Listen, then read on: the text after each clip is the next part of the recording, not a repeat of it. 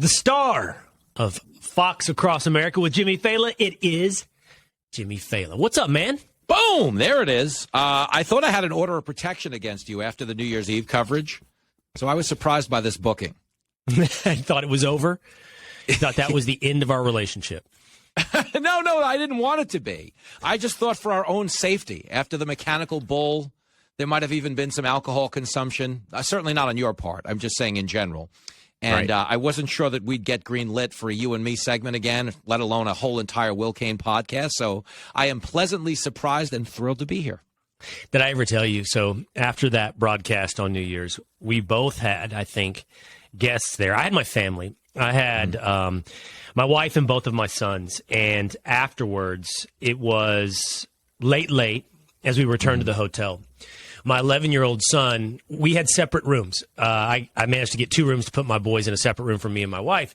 And we stopped, and he kind of turned to me, and he looked at me in all seriousness with, you could tell, contempt in his eyes, and said, "Do we need to talk about your bull riding?" And I said, "Do you need to talk about my bull riding?" And he said, "It was embarrassing." I said, "For me or for you?" He goes, "It was embarrassing." So it really dinged my image, even in my own household. Well, let me offer you some perspective, okay? Because my bull riding, which was far inferior to yours, wouldn't make the top 25 embarrassments for my family on a TV screen. So you are riding high. To give you a little chicken soup for the jilted mechanical bull rider soul, you should be feeling better. I won some skateboarding competition on Fox and Friends this past weekend, and I said, "Was that a little bit of redemption in your eyes?" He goes, "A little." He goes, "I mean, bull riding. You're from Texas. You play like you're a cowboy. Bull riding." Now, I will just add to that quickly, because I was in charge of your mechanical bull. And the great Cole Hauser from Yellowstone, who was kind of the celebrity MC of this rodeo, had told me which buttons could and couldn't be pressed, depending on what my agenda for your bull ride was. And something that needs to be said on the air, okay, I'm not going to go full-on Stop the Steal, but I have it on good authority from one of the cast members of the most popular show on television that you and I were given a far more difficult setting than some of the contestants. I won't name names. One of them rhymes with Gabby Chornacek, the other with Skeet Megseth. That's all I will say. I don't want to go any further. I know there's other items on the docket today. So, like, you know, in various video games, you know, like FIFA, you can press the trigger down button on the right and your player will run extra fast. Or Super Mario, I think there's a button you hit and all of a sudden you hit warp speed. So there was a button on the mechanical bull that you could press and gave a little extra sugar, a little extra juice, and you and I got the button. We got Contra, up, down, A, B, select. The next thing you know, I'm going flying off a bull, and so are you. So just so you feel better, tell the kid. Jimmy Failla, one of the reasons I wanted to talk to you today was a conversation we began to have, I think, before Nashville, before our New Year's Eve festivities, and before you did a set, before an audience live there at the Wild Horse Saloon in Nashville, and an audience of millions across the country through the television. And you were talking to me about the different ways in which you approach an audience, the different ways in which you tell a joke. And I was telling you, I'm really fascinated to listen to this. And I'm going to tell you for 2 reasons, Jimmy.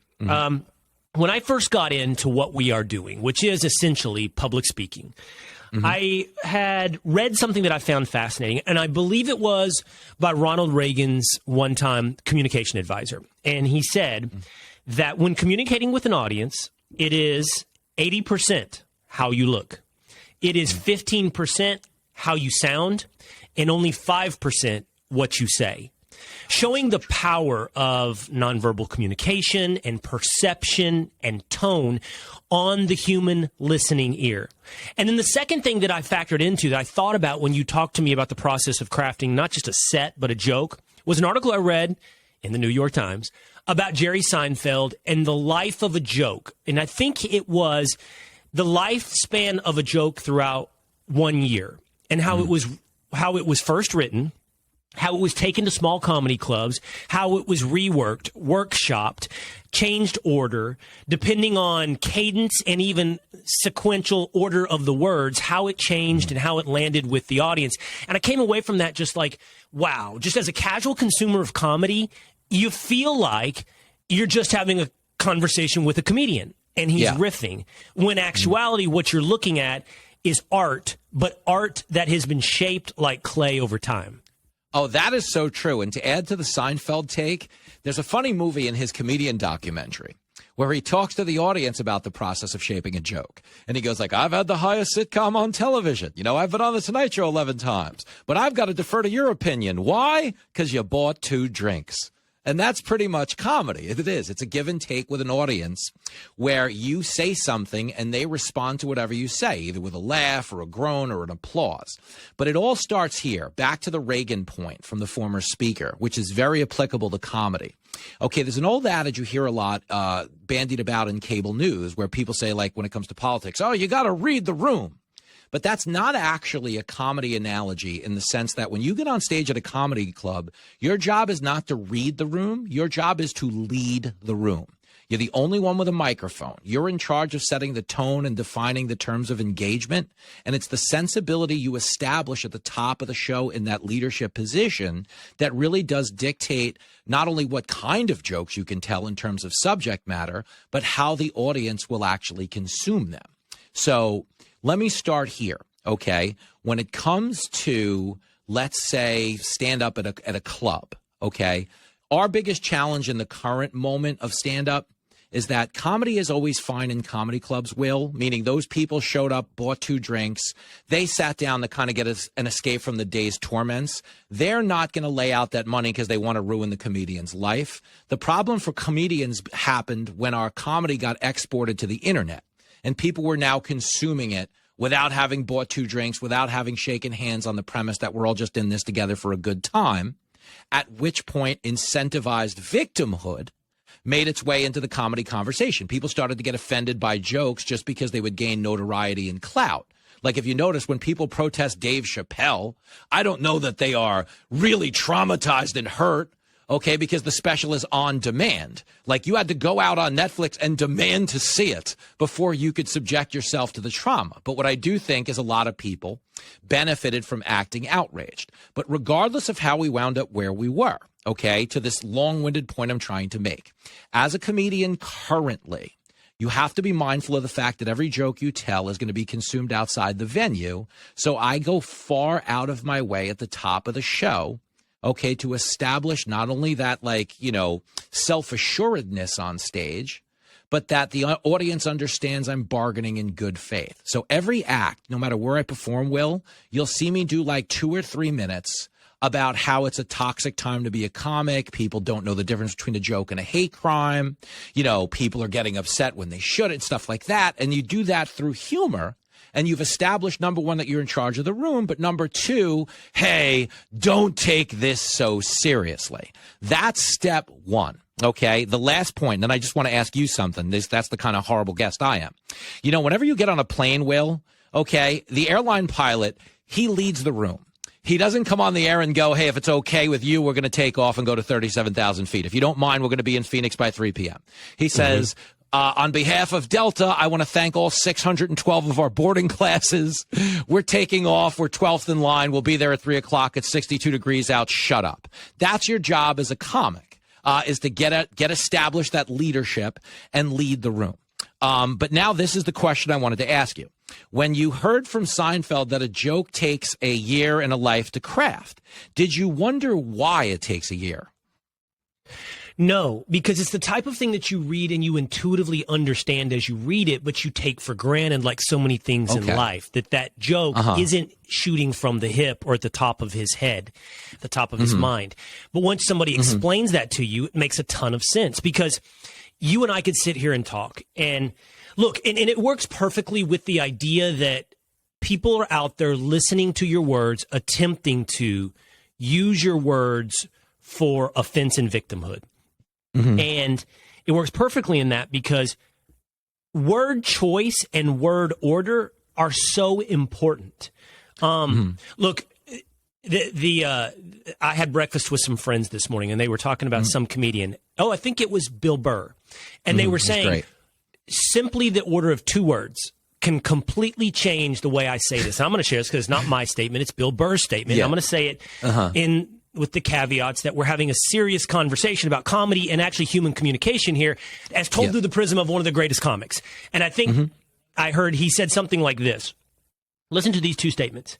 If you heard a guy speaking in slang say, that Asian, I was hanging out with this Asian MFer, right? You'd be like, okay, yeah. So he was talking about some Asian guy he was hanging out with. But if then another guy says, I was with this MF Asian, you'd be like, whoa, what's wrong with you? So just the ordering of those 2 words completely changes the perception of your opinion and what you're trying to communicate. And I think a lot of people listening might go, of course, that's intuitive. Yeah. But how many times throughout our lives, every day, do we mess up the order of things? And you guys are putting the exact word choice in the right exact order to land it in the most optimal way for an audience. Well, that's why Bill Burr made that observation, is because, you know, as we know, it's not what you say, it's how you say it. It's how you package a thought to give it the highest probability rating possible when it comes to it succeeding in front of an audience. Everybody has a friend that they think should be in comedy. And the reason being is because they and their friends speak a shorthand that allows them to get every reference and inference the friend is trying to make in rapid fire real time. Like the reason Bob from accounting has everybody in the office convinced he'd be the next Rodney Dangerfield is because everybody in the office understands TPX reports. They understand the deadlines, the morning Zoom call, that weird problem you keep happening with the photocopier. But the reason Bob dies in front of a comedy club is they don't deal with the photocopier and they're not on the Zoom call. So the challenge and the reason it takes jokes in some instances a year to succeed is because you've got to keep repackaging your funny idea in the broadest sense imaginable, so people who don't know you, people who don't speak the language, people who don't get the shorthand will still see the bullseye that you're shooting at comedically. Because that's the psychotic thing of stand-up comedy, Will, is every night you go on stage, you're in front of 300 people who don't know you. They've never met you. They have no idea where you're coming from. And until you're sort of famous and heard of, that's always going to be the case. So you earn your money as a nobody, as a slight somebody. We're really stealing from these people because you at least have references to draw on that they know. Like I could go on stage and do an hour on Pete Hegseth and how pretty he thinks he is, and half the country's going to gobble that up. You know? Half? Does Hegseth have half the country? Wow, I've got a lot of catching up to do. I was just leaving Jimmy, you out of that. Is it true, by the way, Jimmy? So then for you, you are a working comic who's been working clubs for a good chunk of his life. And I want to talk about that path in just a moment. But is it true? Is your story the same as Seinfeld in that that's your relationship with a joke? You will write it. You'll try it at a club. And you'll go, that didn't quite land the way I want it to. You'll either give up on it or you think I've got something here. Let me try it this different way. And by the end, when you are in your ultimate venue, whatever that may be, Jimmy, your biggest audience, and you're going to use that joke, it's on its 12th, 50th iteration. Is that the life of a joke with Jimmy Failla? It definitely is, Will. And the reason being is like they always say in comedy, you're not a writer, you're a rewriter. Because every time you perform a joke, you record it just to see how you delivered it, how they received it. And every single time you listen to a joke, you realize there's another layer to the conversation. Well, I stopped talking at ice skating, but I probably have an easy joke if I jump into downhill skiing. And if I'm going to do downhill skiing, that sets me up for a joke about the ski lift. So the point is, if you consume comedy like as a comedian through the ears of an audience member, you realize what I started with. It's a conversation between you and them. Well, if you listen to the natural progression of the conversation, there's always a natural follow-up. So if you think of jokes like they're interviews, you know when you're watching an interview and they don't ask the follow-up question and you lose your mind? You're like, ask them about the thing at the border, you know? Yes. That's comedy. So if you listen that way, like you're an old man yelling at a TV screen, you'll see yourself as an anchor failing to make the salient point that belongs in the next sentence of this conversation. So as long as you're willing to do that work, you're just never done with a joke. It's psychotic. The person who immediately comes to mind and what you're describing for me is Dave Chappelle, in that what I'm hearing you is almost make the argument for comedy as an album, right? Like, so like nobody listens to albums anymore. We only really have singles. And if you listen to somebody, quite honestly, older than you or me even, I think, because I think we're roughly the same age, Jimmy, and I didn't really grow up. Even though we had albums, it was called a tape, and there was two sides to the tape. But you didn't really buy it because you wanted to listen to the whole thing. You knew one or two songs, and you wanted to listen to those one or two songs. But if you listen to somebody that grew up with records, they listened to mostly the entire album, and that in of itself was an art. And Chappelle's whole show is a conversation where one thought connects to the next, and a standalone joke is important for the peaks and valleys of the conversation, but it is 100% tied to the entirety of this up and down nature of an hour set. Yep. That's the hook, is that every one of these every stand-up special is Sgt. Pepper's. It's a concept album. The concept for Chappelle's last special, The Closer, this is what it's like to be the guy in the face of all of these controversies. Okay, I've gotten in a lot of trouble for my take on the trans community. Here's an inside baseball look at the relationship I had with a comic who, oh, by the way, he concludes the special by announcing a scholarship fund for that late comic's children, which is hardly the work of a guy who wants to kill other or get rid of trans people. But in divulging what it's like to be the closer, that's the theme of the album, a point Chappelle is trying to make that he never articulates directly, but is the truth about comedy, Will, is when we make fun of something at a comedy show, we're actually treating it as an equal. We're saying you're in play just like everybody else in the room. We're not putting you off in the corner like some type of infantilized lesser than. We're saying, hey, if I can make fun of the straight couple, I can make fun of the gay couple. If I can make fun of the term they would use as able-bodied American, I can make fun of the handicapped American. Believe me, nobody wants to go to a comedy show and be put at the kiddie table. That's not why you go. And I think that's the thesis of The Closer, which is, hey, everybody's in play. You came to the comedy show. If you go to SeaWorld, you're going to get splashed. If you come to The Closer, Shamu's going to get a little water on you. Deal with it. I love that, Jimmy. I haven't ever heard that said in those words. I love what you just said. Being someone who is the butt of a joke means that society or the individual telling the joke takes you as an equal. If you are a protected class who requires certain sensitivities, you are being patronized to, and you are being at least subconsciously treated as less than. If you're protected, you're not higher than. You are inherently less than. And here's why I believe that to be true, Jimmy. I act the same way individually. In other words, I've always said this. If I like someone, right, if I'm a buddy with somebody, I will make fun of them. I will say, of course. This is the way guys talk, and this is the way it is. I will bust your balls. That is, and if I am making fun of you, you and I were talking earlier today, Jimmy, and I said one of my friends this morning at breakfast said to me, dang, your face looked beat up on TV the other morning. Are you putting on weight or are you super tired? And I came away from that like, we're really good friends. Like I appreciate our friendship. And because that's the way it works. If I like you, I will make fun of you. I respect you. If I feel like if I dislike you, or if I'm supposed to treat you as some protected class, I will largely ignore you. Of course. And this is back to this whole broader point we were making earlier. Comedy, as I said, is about packaging your ideas in a way that complete strangers will understand. So when we're making fun, acknowledging the existence of a punchline at the behest of what they'd like you to believe is a marginalized class, the reason we're investing in that joke, as Chappelle is, about the trans community, is he knows they have made it. They have been accepted. They have made it into the mainstream vernacular as something everyone is familiar with. Like, he couldn't have did a joke about the trans community in 2010 because a lot of people might not have known exactly what it was. But now it's baked into every conversational cake. And I'm not saying that as a negative. I'm saying that as a reality of how accepting we are as a society, that we do have more targets to shoot at because we have become more accepting and inclusive as a society, which gives every layman consumer of comedy a general understanding of more references. That's why I say it's easier to do comedy now than it was 20 years ago. Even though people get offended, we have a broader range of topics to shoot at because of the internet. All right. In your estimation, who is the greatest comic of all time? I always say Rodney Dangerfield as a kid, only because he was repeatably funny, meaning you could go see him enjoy the joke and tell your friends who weren't there why it was funny.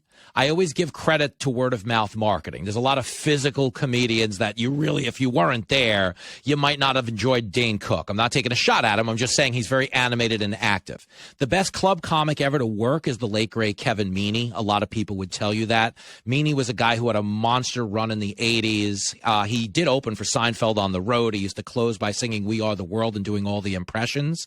I think working right now, you would say Chappelle and Burr in any order you wanted to put it in. And if you really wanted street cred, obviously you'd say me, but this isn't about street cred. This is just, two guys shooting the breeze. Listen to him. Took it exactly where I wanted to go. So accepting previous company or accepting present company, the best working today. Let's say this, your top 5. I think you've just laid out for us who you think your top 2 are in Chappelle and Burr. Who would round out your top 5? Really good club comics that people haven't heard of. This is a good conversation to have.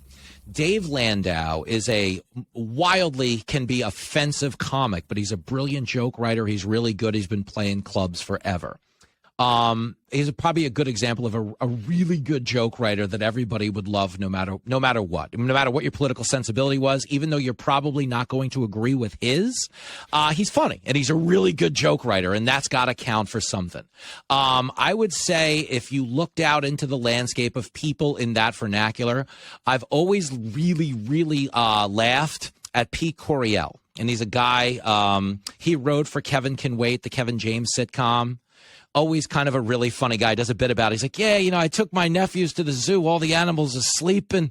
And I said to the guy running it, I'm like, hey, where's the bear? He's like, he's sleeping. He's like, well, it's $35 to get in. Can you poke him with a stick or something? Which I always appreciated the frustration of the consumer. So I liked Coriel. He's kind of like a sleeper pick, really good. In terms of a wreck the room comedian, Jessica Kirsten is a woman who has been doing stand-up in clubs around the country for like 25 years.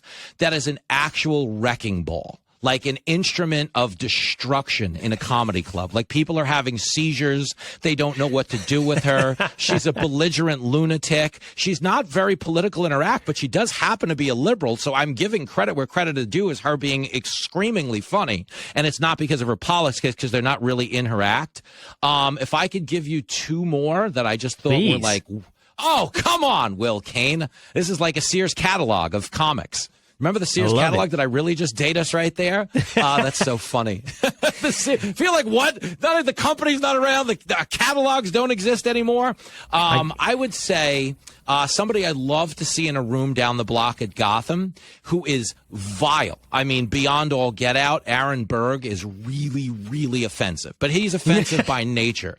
His design is to be offensive. Like he's there to walk the room. So I don't know if that's like a safe space for everybody listening to this. And I certainly can't endorse all of his jokes because he is that vile and horrific, but he's a good act. He's a live act. It looks like it's coming off the top of his head because it's a lot of crowd work, but he's just a very good offensive joke writer that assigns everyone in the audience a role. Like if you went to see Don Rickles, like if he didn't have a person in the audience, you know what I mean? Like I saw Rickles in Atlantic City and he was literally pointing to me as the black guy because on that particular night, he'd need somebody to point to, but he didn't have the demographic. That is legitimately how it works in comedy if you do a crowd work act. But I would say I would give Berg a mention there in my top 4 or 5.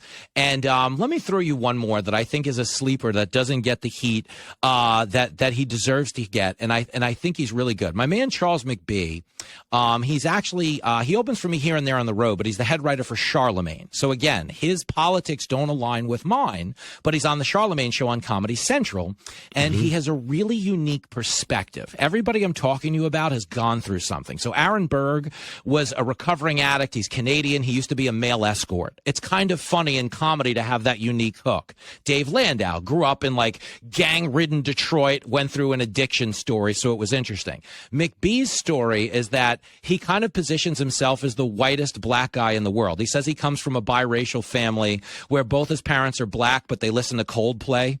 And it's just a funny jump off. And what I think really defines good comedy is having a unique persona that brands you in the mind of the audience. That's why I talk about driving a cab to the point of exhaustion, is because people who don't know you leave the club and are like, oh, the cab driver guy was interesting. And that's what they would do with every one of these comics. They would remember them by their unique adversity, their unique demographic. And I think for my money, that's why they're the best five.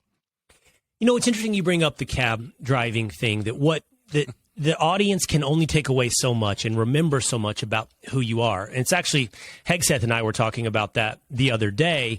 You know, we were talking about how long he's been with Fox and then how long it's taken, in fact, for the audience to really get to know him to a point. And, you know, whether or not he's known as the guy who served in our military or Captain America, who always has something on representing the American flag, or the guy who ripped up his Harvard degree on TV, there are only so many things about you, details, that someone can remember and attach to you. And you're right. Your story, and even me, is what I know is, oh, Jimmy drove a cab, and he did that while as a working comic. Tell us real quick, like, obviously, I think I'm not getting this wrong, you're from the New York area, or you're from the Northeast. It's written all over you despite your Western attire. Tell me the rise of Jimmy Failla. Well, really quick, my Western attire gets me in trouble on the road because people see the shirt, hear the accent, and think I'm in the witness protection program.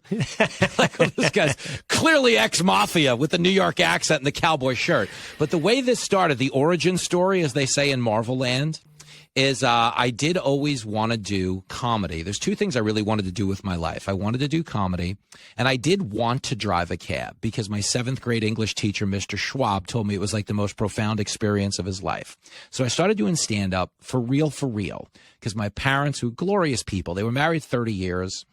They ultimately did get a divorce, which I think is hilarious, because if you get a divorce after 30 years, Will, you're basically saying to the other person, I would rather die alone than do, another 10 years of this. I've thought about it, but no, stick with me. So I started doing stand-up because I'm not even kidding, I wanted my divorced mom to have something to do. She was home, she was sad. I wanted to get her out of the house. I went to an open mic, and it just spiraled beyond all believable bounds. Like I was 27, so I was already too old for this industry at the time that I started.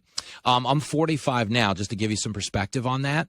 And I started doing open mics. Then you start doing, it's called road work. You get booked at comedy clubs around the country to work what you know as the road. And the reason it's called the road, Will, is specifically not because of your act, not because of the fact that you're traveling, but because as an opening act, your job is to be an automobile owner whose license is in good standing and get the headliner to the club safely. That's how the road starts. Will, you get booked on the road, where they literally go to the guy who is the regional booker for the Bananas comedy chain. And they go, this is Jimmy Failla. He has a car. He's a really fun guy. You like him. He's punctual. And that is, they don't ever ask about your jokes. They don't ask about your act. It's just the guy who played Biff from Back to the Future can't necessarily get from the airport to the Chuckle Hut. So Jimmy's going to drive up to Poughkeepsie, pick him up, and get him to the venue. That's how it starts. So it starts with you doing the road. But then as I started to make like somewhat of a living doing comedy, I met my wife at Hilarity's Comedy Club in Cleveland on a week where we did 8 amazing shows out of 9. And she was at the 9th show. How many? It was a 9-show week. Because How many? 9. I know. Hilarities. Stop it. Hilarities, you play it Monday through Sunday. And the way they double up the bookings, you wind up doing 9 shows. So I went 8-1 that week. Yeah, I know. Sorry, I went 8-1, but my wife was at the one. It was at the one show. She was at the one blemish. You know, the year the Patriots went undefeated. She was at the Super Bowl that the Giants beat them at. But it wound up working. But stick with me without getting too far into the weeds.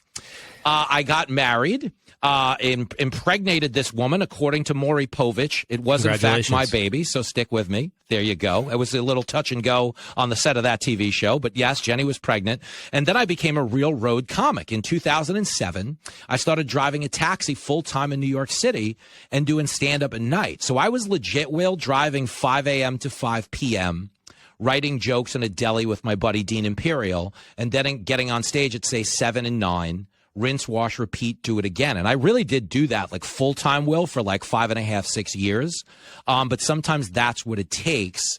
to get where you want to be in terms of, relevance or, just enough of a take on things that somebody will throw you on TV. And that's kind of when my career went from driving a cab to being here.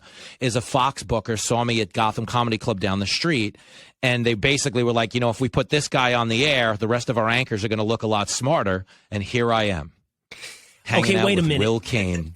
And now, whatever you need. You have arrived, Jimmy Failla, hanging out with Will Cain.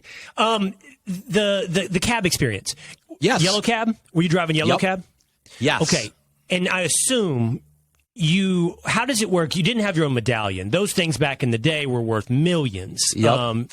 So I learned about this out of curiosity and living in New York, both, that, that was a big time business that's absolutely been destroyed since the rise of Uber. Yep. But there was only so many licensed cabs in New York City. In order to have a license, it was called having a medallion.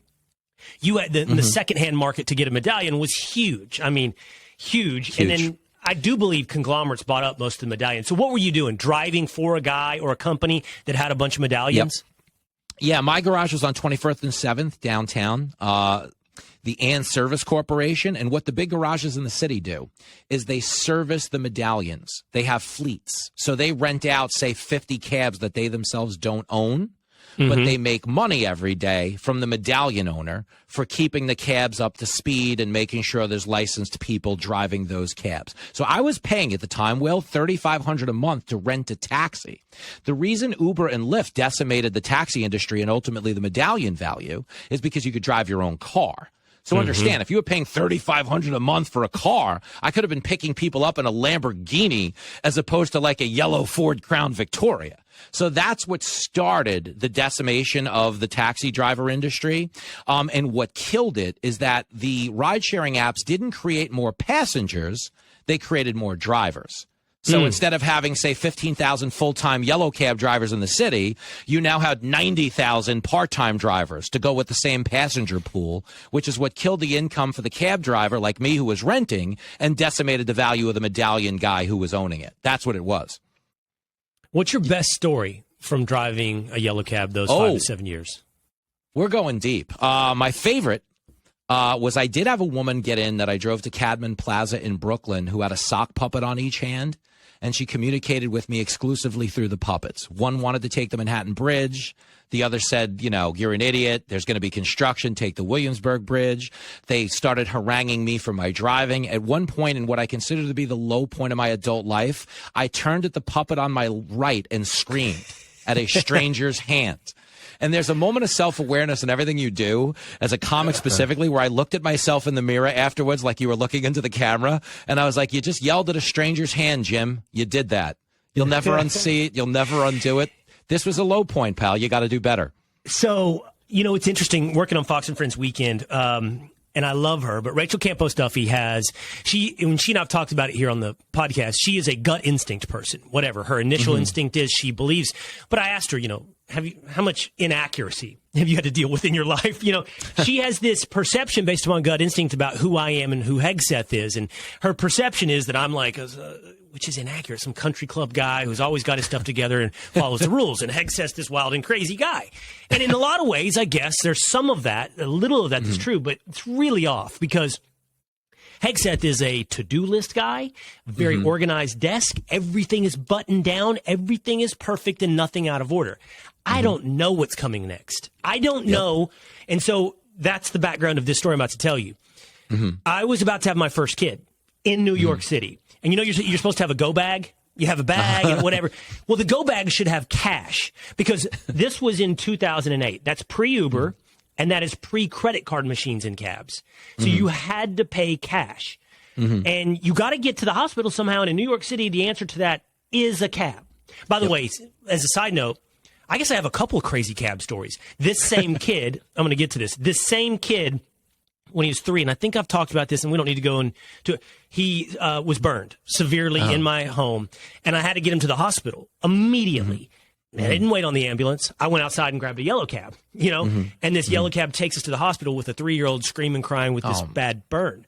But this kid's birth was taking a cab to the hospital, Dad isn't prepared and doesn't have money, and asks the cabbie to stop while I run into the ATM to get cash for him while his mom is doing the breathing exercises in the cab. And she tells this story to the day. He looked in the rearview mirror and they locked eyes, like, please don't do this in my cab. I don't want to do this in your cab. So that's my, I don't know how many people have puked in your cab. I'm sure. Well, how many? Yeah.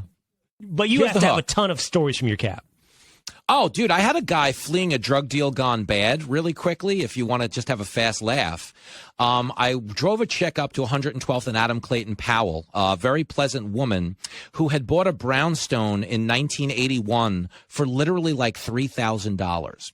And that was the day she had sold the brownstone for like $2.8 million. And she had told me the story about how she grew up in an era where it was so crime-ridden, but there was a basic respect for people who were a figure in the neighborhood, and the drug dealers used to help her with her groceries. And anyway, she was leaving because the neighborhood wasn't the same anymore, and it had been like so homogenized and safe now, and we had this whimsical discussion. And as she got out of the cab, Will, a lot of times in a taxi, as one passenger opens the door, you don't hear the next one get in. You just hear the door shut and someone's now talking to you, okay?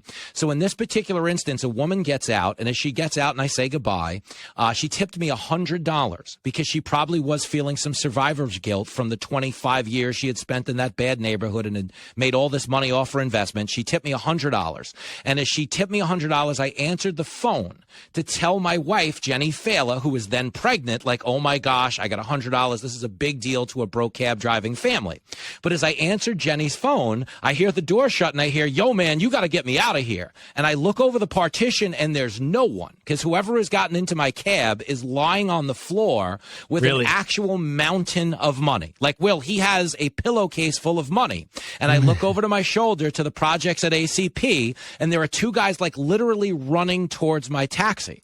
So I gun it out of there with two guys running up the street behind me, and the guy tells me to cut through the Exxon. Yeah, no, for real. And the guy's like, cut through the Exxon, cut through the Exxon. I'm like, oh my God. So I cut through the Exxon and I get away from the guys chasing me. But now the concern becomes there is a man who's clearly engaged in some type of nefarious deed with a pillowcase full of cash, and he's lying on the floor of the cab. So I had to start snake charming him out of the bottle. So I started bonding with him over women. I started talking to him about the women I was passing on Cathedral Parkway on the way west to Broadway so we could go downtown to Port Authority, which is where he wanted to go. And I'm like, oh, she's not bad. Oh, I don't know about that one. She's got kids, this and that. And finally, Will, at the 96th Street subway station, I'll never forget it, I was like, that one over there, she's a little thick, but she's all right. And all of a sudden, I hear a face come through the partition. And he's like, oh, you think she's thick? Word? And I was like, I got him. And we spent the next 50 blocks talking about women and Manhattan and crime and, yes, what it was like to rob somebody in a drug deal.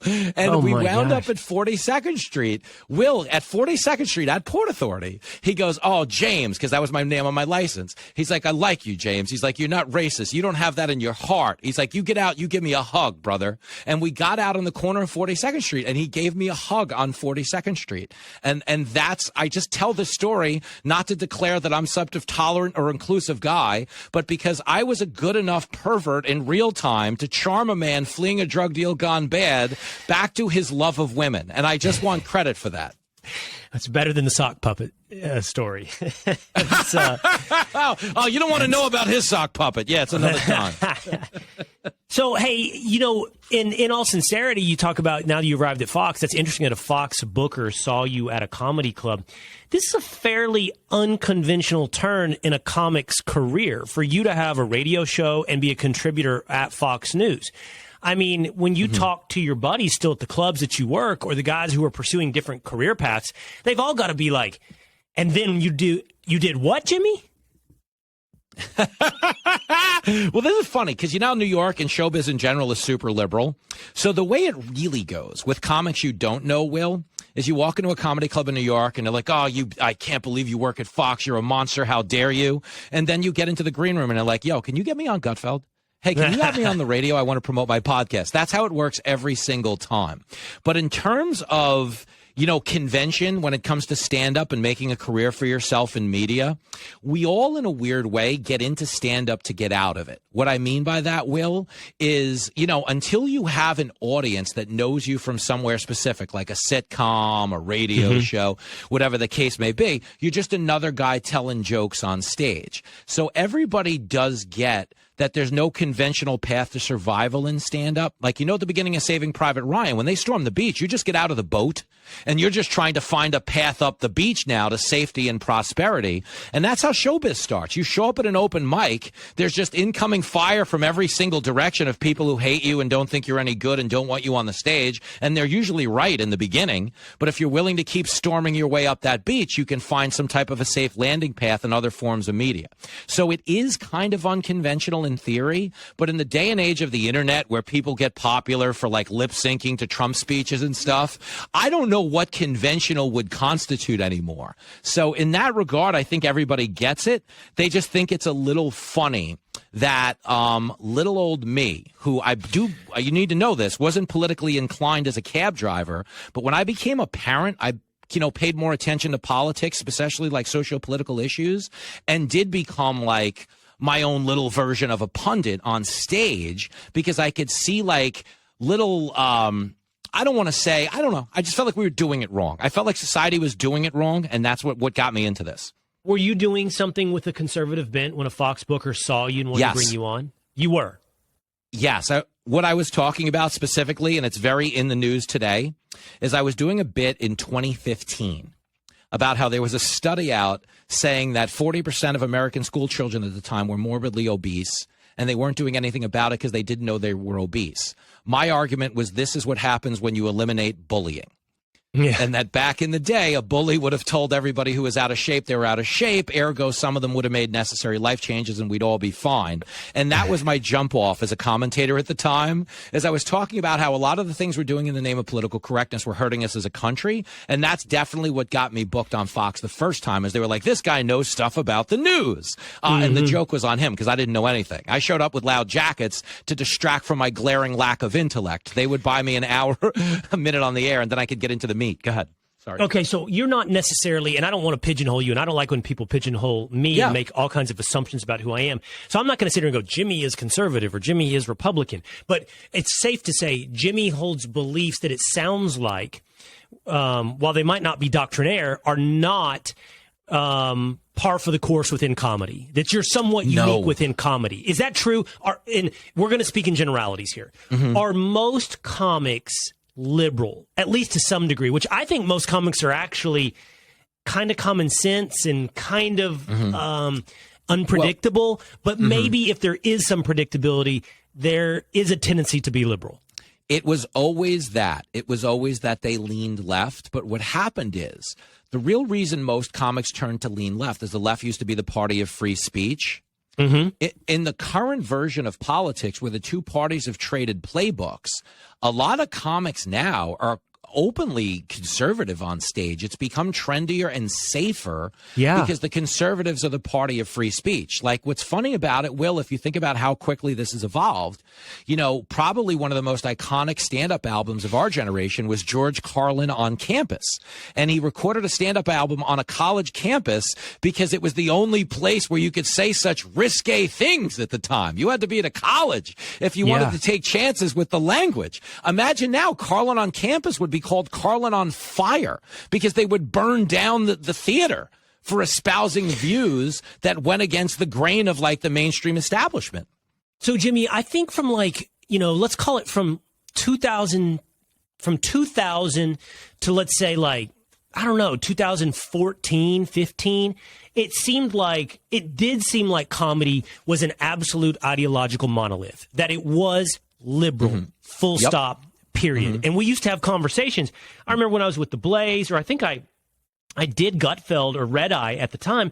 We would often have conversations about why isn't there a conservative comic? And literally, Jimmy, the answer to that question that everyone accepted back then was, well, conservatives aren't funny. They literally said stuff like that, which is so odd in retrospect because now it's clear that the fertile ground for comedy is to attack the politically incorrect Nazis of the left. And I don't think any of these guys are, I know some of these guys are liberal.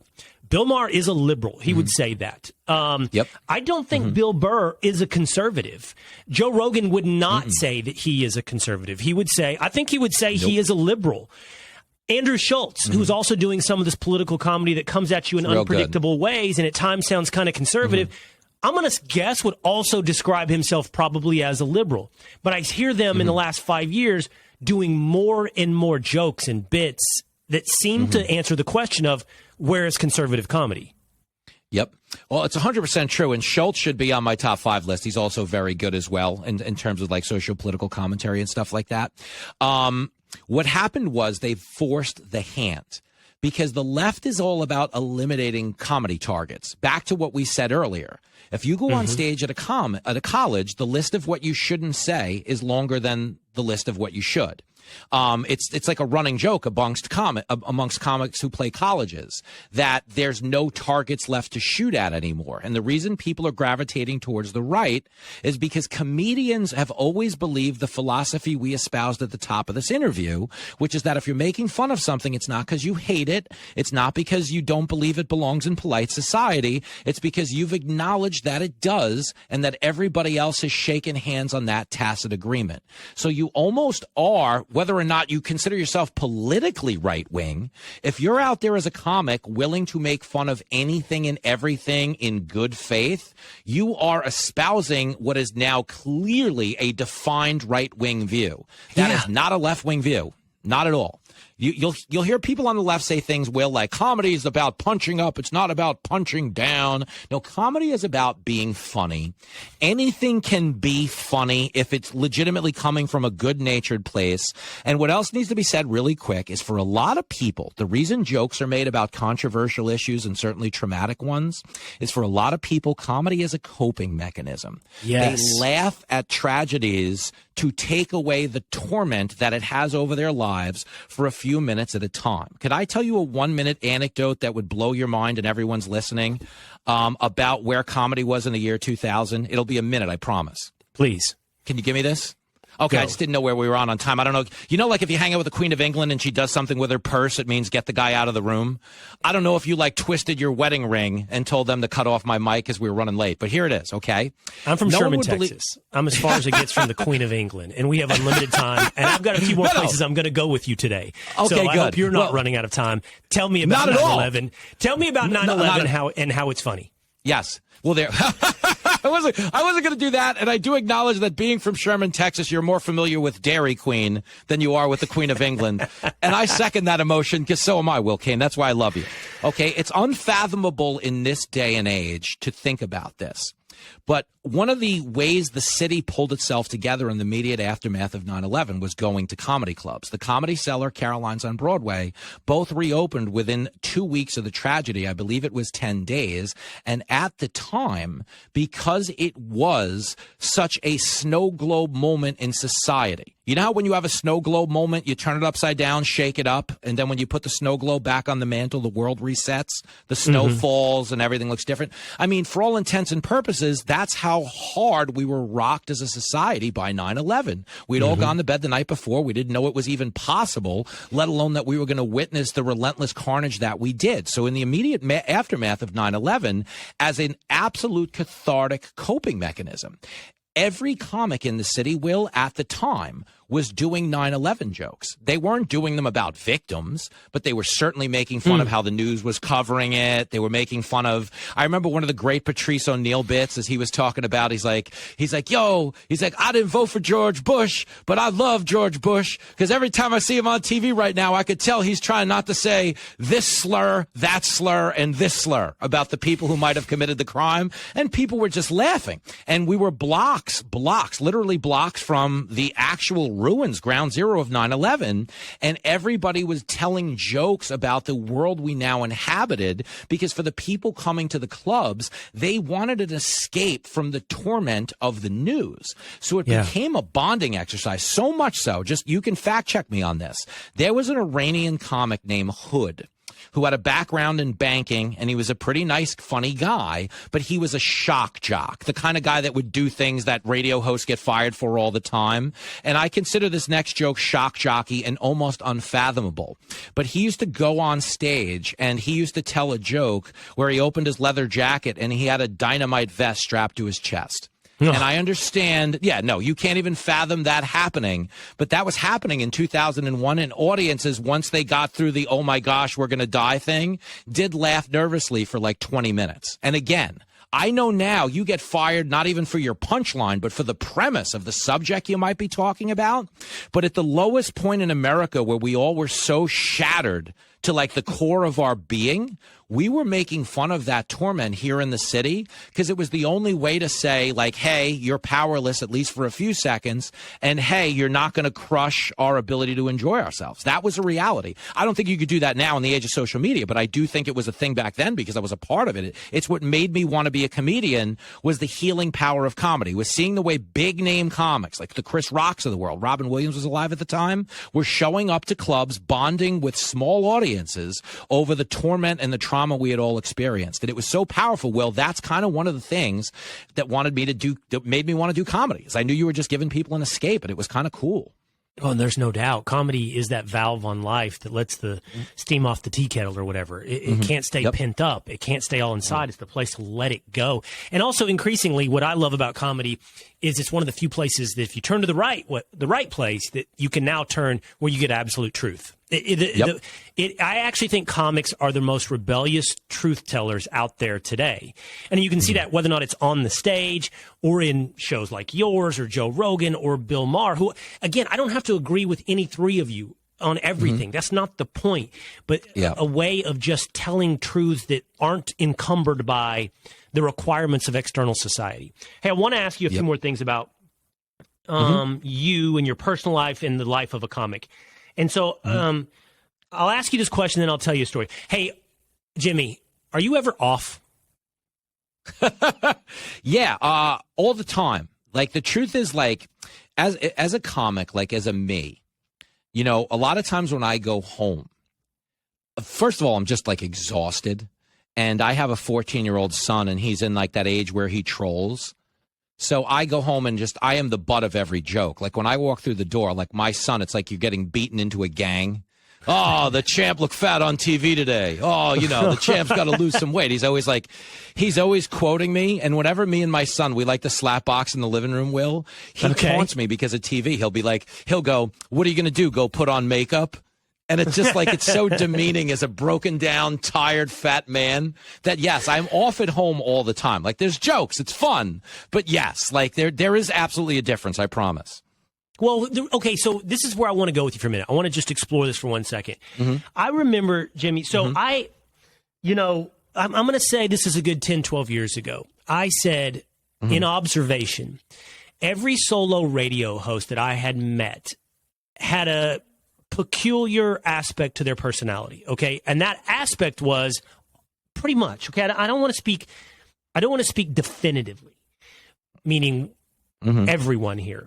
But my observation from afar was most solo radio hosts of whatever genre, sports, politics, didn't matter, talked at you, didn't talk with you. I'm talking about when you meet them in person, okay? Yep. They had a tendency to monologue. They had, even when you're just hanging out in a room, right? Yep. Oh boy, here comes the monologue. They're talking at me, not with me, okay? And then fast forward, I become a solo radio host at ESPN. You know, I do 2.5 years by myself in a room, and I used my producers and my staff to talk with me and all that. And I wondered, and now I do this podcast, which is largely by myself. I wondered, is it nature or nurture? I wondered, do they become that way by talking for 3 hours at a time by themselves, or does it attract the person that talks at you? You know, so I wonder, as a comic, like, are you ever off? What is the common instinct? Because I think I've picked up this before. And again, we're painting with a broad brush. Are most comics working from a place of insecurity? Despite the projection of confidence, they're actually working from a place of insecurity and searching for external validation through laughs or whatever it may be. Well, that's a brilliant observation. I'll tell you what I'm doing, and I think to some extent with a lot of good, successful comics are doing is to be good at this. As you heard, we talked about Seinfeld constantly re-editing jokes and everything like that. You have to be such a brutal self-critic to keep getting better, to holding yourself to that higher standard. So to some extent, in order to succeed in comedy, you have to have an abusive stage dad living in your head. I have a guy, okay, I'm not even kidding. Like, I have like Joe Jackson from the Jackson 5 walking around in my head all day telling me I'm fat, I'm terrible, that was a bad joke, I can't believe you stuttered on your hit on America's Newsroom. And he just beats you down to nothing. And then right before you go on stage, he's like, you look good, Michael. And I'm like, I do. And you just crush it every single time. And it's the fact that the warden lets you out of your flesh prison that you're living in that gives you the confidence you just described to project at an audience, to take over the world on a comedy stage. It's because you've beaten yourself down until the second you no longer have to. And it's that liberating feeling that allows you to be on, as you described earlier, in that heightened state of consciousness where you're talking and you're listening with a higher level of awareness. But do you ever just want to, back to that off and on, do you feel like that you're living up to an expectation when you are supposed to be off? Somebody meets you at a bar. I see you in the hallway. Do you feel some need to be funny? No, that is reflexive. Like, so for me, like, I don't have a character per se. Like, I know you'd look at me and go, that guy's a character, you know, the mook accent and the cowboy shirt and all of that. But no, I live in an actual flesh prison. And what I mean by that is my brain is just calibrated to behave a certain way. I am a positive person by nature. That's more of a disposition. Like, I always describe myself to people as like a dog with a job. Like, Will, you know, when you go to the airport and you see the baggage sniffing dog and his tail is always wagging, and he's always in a great mood because he can't believe they're counting on him to save the plane. That's why I'll tell you jokes in an elevator or a hallway or before we go on the air. It's because my tail is really like always wagging because I can't believe they're counting on me to save the plane. That's all it is with me. Like, that is the process. It's not calculated. It's just like this is hilarious. My whole life is a drinking story. How could I ever be in a bad mood? Really? You're never in a bad mood? I mean, I will tell you when I am, for real. When I am exhausted and I get home after like a 16-hour day, and my son, who's the greatest thing, he's like my whole reason for being. But like I said, he is an incessant trash talker. Yeah. Do you remember there was a sports guy, Robin Thicke, super fan, or whatever his name was? He's Alan. What was it? Something Thicke, super fan. But he was like season ticket holder. Okay. He was a guy that had like season tickets to like the Pistons, and he would just curse out every athlete 24 hours a day. It didn't matter. Well, I have that level of Heckler living in my house, where at any hour of the day, I have this guy saying, you're fat, you suck, making fun of my jokes, doing whatever.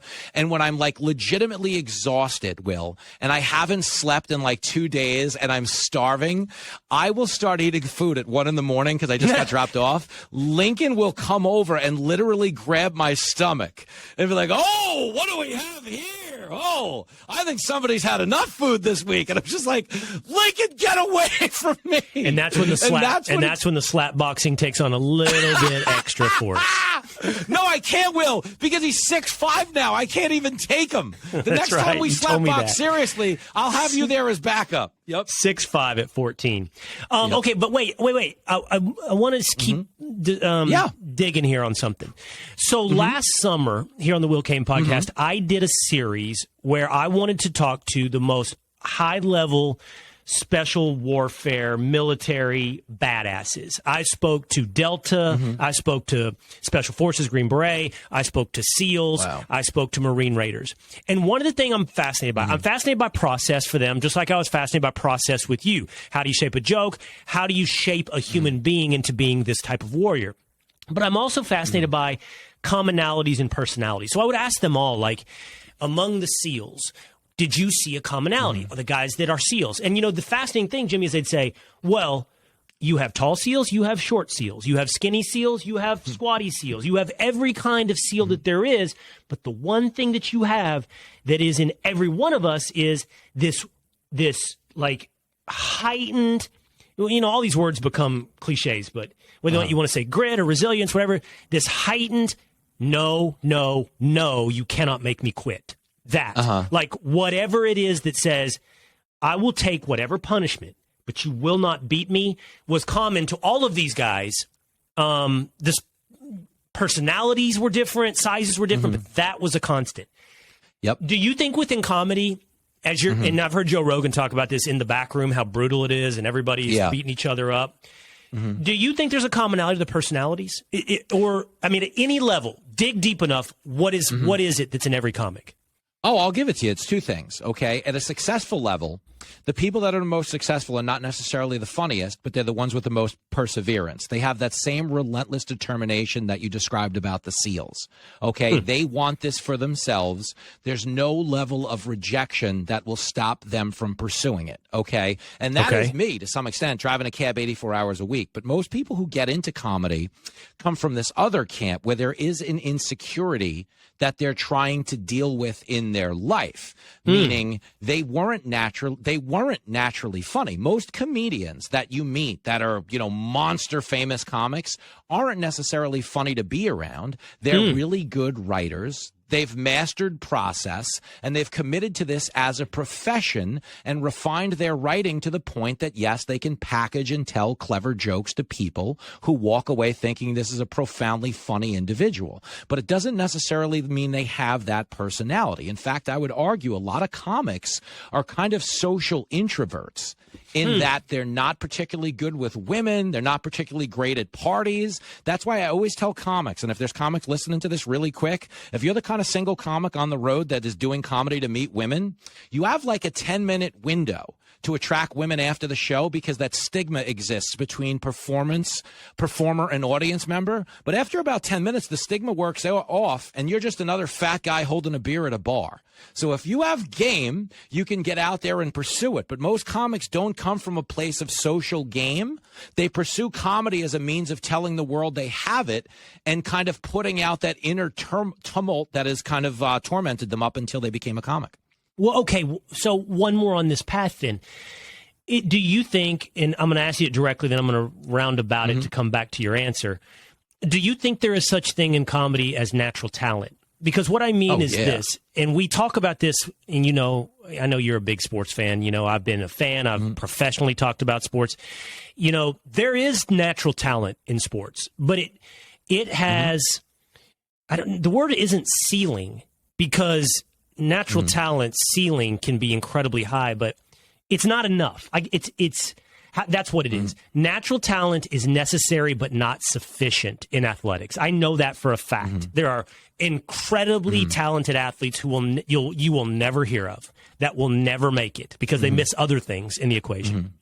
And then the guys that we think, he's a real lunch pail guy as described on TV, right? Whatever it may be. I don't know. Wes Welker. Remember Wes Welker that played for the New England Patriots, Texas Tech, and he would be described as workmanlike. BS. Wes Welker is an amazingly naturally talented athlete, and if he showed up in your driveway to play hoops or any other sport, he would undoubtedly smoke you in anything.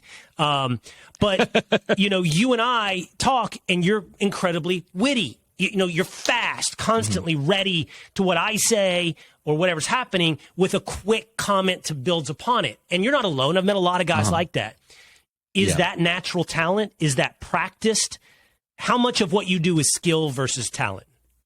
I would say a fair amount of it is talent in the sense that it's a disposition. It's an energy. Comedy is an energy. When you go on stage, you're selling fun to an audience. And the way you sell them a fun mood is by being in when yourself. So wittiness really stems from your brain being at a sensibility level that's always calibrated to look for the joke.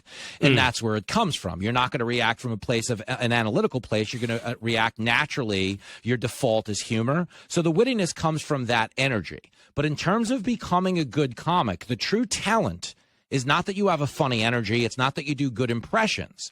The true talent is the talent it takes to discipline yourself, to keep writing, to keep evolving as an artist. Because what really determines the difference between a comic who makes it and a comic who doesn't is work ethic. A lot of guys get good enough, Will, to kill in a comedy club, and they assume that entitles them to a sitcom and a world tour.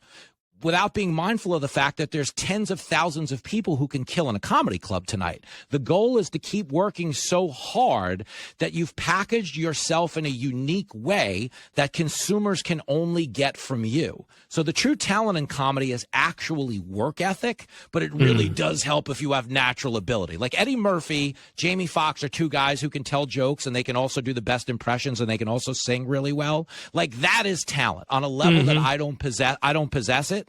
But I do. Like my superpower is a mood. Like I have a weapons grade good mood it's very efficient in comedy. That's what it is. Well, just a vibe. If there's any takeaway today, I'm really happy to hear that your naturally good mood is authentic. That it's not an act. That you're not just. True. No, You're not just on. One, go ahead.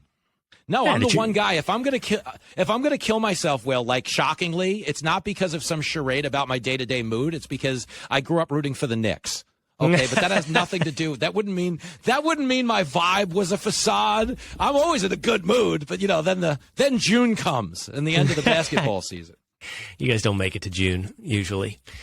June is playoff basketball. Sorry, Knicks. Good for you. All right.